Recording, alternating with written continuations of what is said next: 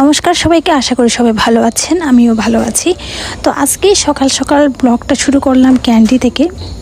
ক্যান্ডিতে আসলে আমাদের গৌতম বুদ্ধের পদচিহ্ন রয়েছে, তো সকাল সকাল ওখানেই চলে গেলাম। দেন আমরা 1200 টাকা করে পার পার্সন টিকিট কেটে ক্যান্ডির প্রথম যেটা দর্শনীয় স্থান ওখানে গিয়েছিলাম। এখানে যে এলিফ্যান্টটা দেখছেন, এটা কিন্তু একটা মৃত এলিফ্যান্টটা, কিন্তু দেখে কখনোই মনে হবে না যে এটা মৃত। এটার লোম আর চোখ সব কিছু মিলিয়ে আপনার মনে হবে জীবন্ত একটা হাতি আপনার সামনে দাঁড়িয়ে আছে, ঠিক আছে। তো এটা হাতির কিছু ঐতিহাসিক কিছু স্টোরি রয়েছে, তো এগুলো আসলে এখানে ফ্রেমের মধ্যে লেখা আছে। তো এটা আসলে ওদের শ্রীলঙ্কান ভাষায় লেখা রয়েছে।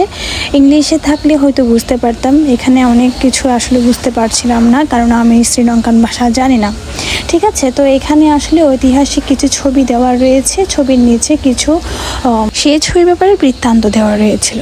তো আসলে আমরা ঘুরে ঘুরে দেখছিলাম, অনেক টুরিস্টরাও এসেছিলো। তারপর আমরা পর্যায়ক্রমে চলে গেলাম যেখানে বুদ্ধের ধাতু রাখা হয়েছে। তো আসলে জায়গাটা খুবই গরম ছিল, একদম দৌড়ে দৌড়ে আমি আর আমার দাদা যাচ্ছিলাম, একদম দৌড়াতে দৌড়াতে যাচ্ছিলাম আর কি। প্রচুর গরম কিন্তু ওখানে। দেন এখন একটু শান্তির আভাস পেলাম। আর এখানে আসলে ভিডিও করা এলাও না, তারপর আমি 4 সেকেন্ডের জন্য একটু ভিডিও করে স্মৃতিটা রেখে দিলাম। এখানে আসলে ধাতু রয়েছে আর কি।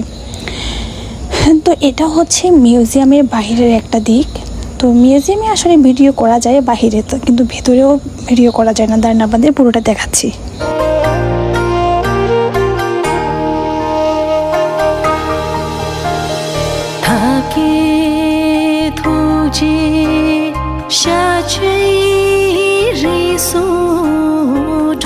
এই যে চলে আসলাম আমি মিউজিয়ামের ভেতরে। এখানে আসলে তেমন বেশি মোবাইল অ্যালাউ করছে না, তারপরে দেখছি কেউ কিছু কিছু ট্যুরিস্ট আসলে ভিডিও করছিল। তো আমি ভাবলাম যে তো কী হয়েছে, তো আমিও একটু ভিডিও করে নিই, স্মৃতি তো ধরে রাখা যাবে, তাই না। আসলে আমি শ্রীলঙ্কাতে দ্বিতীয়বারের জন্য এসেছি, তারপরেও কেন জানি না সব কিছু আমার নতুন বলেই মনে হয়। এটা হচ্ছে বাংলাদেশের পাহাড়পুরের একটা চিত্র। মানে আমি এখন বর্তমানে শ্রীলঙ্কার ক্যান্ডি মিউজিয়ামে বাংলাদেশ গ্যালারিতেই রয়েছে আর কি। দেন আমি চলে যাচ্ছিলাম ভিয়েতনামের একটা গ্যালারিতে। এখানে আসলে ভিয়েতনামের যেগুলো জিনিস রয়েছে ওখানে এগুলো সাজানো আছে। এটা সম্ভবত মায়ানমারের বুদ্ধমূর্তিগুলো, মায়ানমারের গ্যালারি মিউজিয়ামে, হ্যাঁ মায়ানমার। তো আমার আসলে খুবই সুন্দর লাগছিলো, কেননা এটা ক্যামেরার চেয়ে অরিজিনাল বেশি দেখতে ভালো লাগছিলো। এটা হচ্ছে মায়ানমারের জাদি।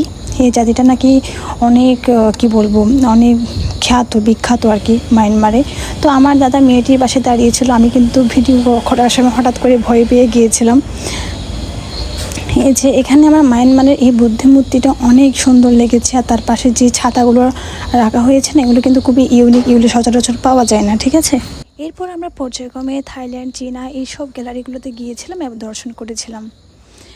তারপর সব শেষে আমরা চলে গিয়েছিলাম ইন্ডিয়ান একটা ছোলা অথেন্টিক রেস্টুরেন্টে। এটা খুবই ভালো ছিল, ওখানে এত বেশি ভিডিও করে নিয়ে আর কি। তবে খাবার মানটা অনেক ভালো ছিল, এটা বলতেই হবে, খুবই মজাদার ছিল। বিশেষ করে চিকেন মশলাটা জাস্ট অসাধারণ। মজার ব্যাপার হলো আমি ওয়াটারমেলন জুস খাওয়ার পর উপরে যে ওয়াটারমেলনটা থাকে ওটাও আমার খেয়ে নিতে ইচ্ছে করে। তবে যাই হোক, সম্পূর্ণ ভিডিওটি কেমন হয়েছেন জানাবেন। ধন্যবাদ সবাইকে।